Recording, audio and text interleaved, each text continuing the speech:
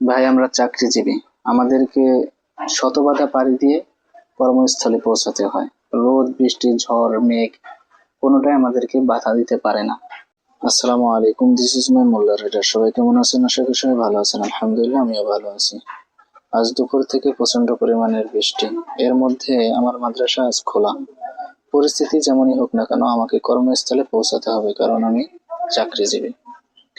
তো আমি অপেক্ষা করতেছিলাম যে কখন বৃষ্টি থেমে যায়। বৃষ্টি আর থামেনি, একটু কম ছিল, তখন আমি বের হয়ে গিয়েছি মাদ্রাসার উদ্দেশ্যে।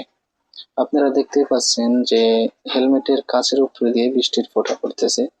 বৃষ্টি এখন টুকটাক পড়তেছে, আমি কিন্তু এর মধ্যেই বের হয়ে গিয়েছি কর্মস্থলে পৌঁছানোর জন্য।